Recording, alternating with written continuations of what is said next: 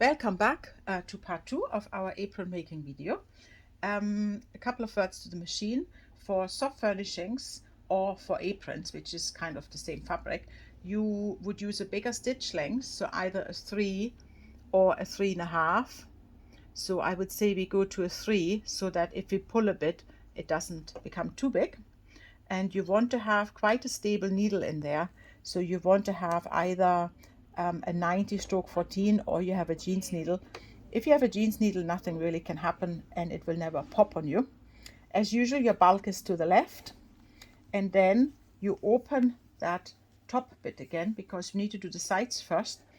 And for the beginning, you need to kind of officially fold that over twice, and after that I always say the needle is my best pin.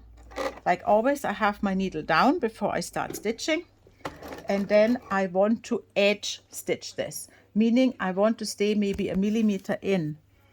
So if this is the line, you want to stitch kind of here, so quite near to the edge, but don't fall off the edge either. And then you stitch, you stop, you scratch the next bit under, see, like so, make it nice and flat, and then you stitch again.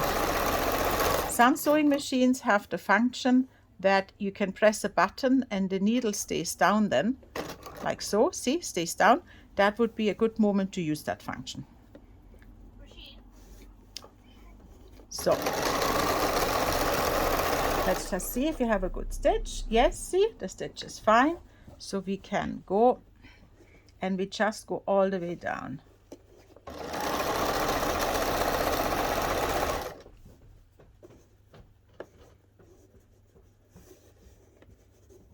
Sometimes the material is a little bit free, so you just, anything that frays just goes underneath with it. And sometimes you can just cut it off a bit as you go. So here we are. Oh, so I always say you prepare until the end of the sewing machine, but not more, because as soon as you let loose, it goes open again anyway. So always to the end of your machine here, and you deal with that bit. You put your fingers on that it doesn't move, and you sew it down. Again, you open the bottom bit, because first we need to do the sides. So another V stray thing here, so, and then the last bit, and this. I'm just pausing the video to do the other side, and then we meet again. So that's both sides finished now, and now we're going on the upper bit. So before we sew that down in our 2 folds here, we take a bit of the fray bits off. So, but remember, we need to put the little holder, and for that we need to find the middle. So we're folding it over and we're putting a pin in, just a little pin up here, and then you take your longer bundle, the 3-meter bundle of apron tape, and you need to come over and under, like so, right? Because then when it's hanging, it's hanging like that. So, and then you just cut a suitable bit.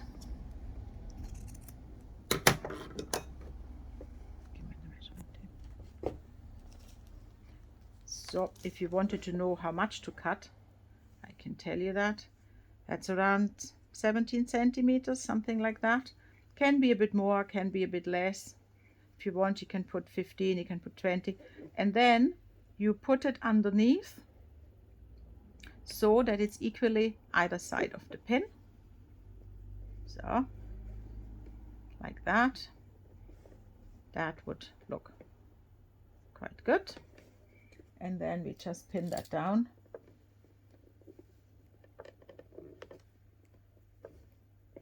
And now we are ready to sew the top. So again, we always start with having the needle down. Another benefit of having the needle down is that first when the lever comes down to start stitching, it doesn't steal you the thread out the needle eye, and also it won't make you bird nests under your stitching if you start with the needle down. You're locking your stitch, you go front and back, and then you go again the edge stitch, and you're just guiding the fabric through with either of your hands like that. And then when you come to the apron tape, see, I put the pins in from that side so I can just pull them out as we go. Here you are, one out, and then the middle can come back out again, and then another one out. So, and now after half I need to look a bit over here, because if that fabric likes to move a little bit, I need to make sure that at the end I come together properly, and I don't have the upper bit hanging over or too short or something like that. That you usually regulate in the second half of a run of something. So you put your pin in so you know what's happening here, and then you hold the whole thing and make sure it's flat, and then you can tuck a little bit, just to make sure it's straight. And that's then the one time you're okay to have your hand here behind. Normally it's not so good, but you just guide it. You're not pulling it. If you're pulling, you're overriding the feed dogs, and then your stitch will be much, much bigger, because the feed dogs can't follow as fast as you pull. So, and then here, see, and then we take it out, and then we maybe even move it a bit inward, so by the time the needle is there, it can't push it back beyond the sides, and you go back on, back off. Here you go, and that's your finish. See, and that way it stays on nicely, it doesn't hang over, and the upper bit you can. So this here, you don't need to close this, because up here this is what we're gonna cut off with the shape I showed you earlier on. And then we just do the bottom to have that finished off. Same thing, and as I said, if you make the apron for somebody a bit taller, then by all means make a smaller hem, make a hem like this. In theory it does it, but if you don't need the length, rather than cutting off the fabric, it's often just nicer to put a deeper hem. Looks better, looks more expensive really.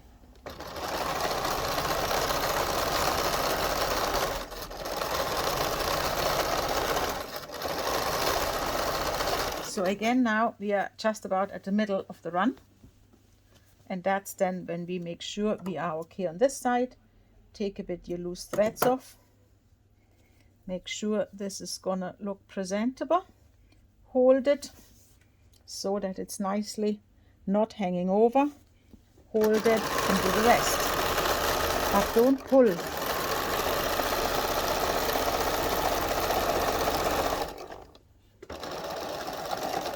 And then go back on, back off. And then here we need to finish now the sides, because we won't cut anything off here. So you just go on, make sure the needle is on, and because there's a bit of a bulk, you really need to have your fingers on the threads so they do not get pulled underneath. And back. That's one side finished off. It is okay if on the inside there is a bit of a lip, but that is much better than if you would see the inside on the outside. See, and because we held it, there is no bird nest underneath, because that was the underneath from when we were stitching. That's a big thing, that you're hanging on to those threads. Here, and then I find my threads. One,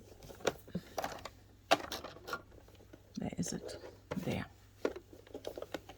1 and 2, needle down, hang on to the threads.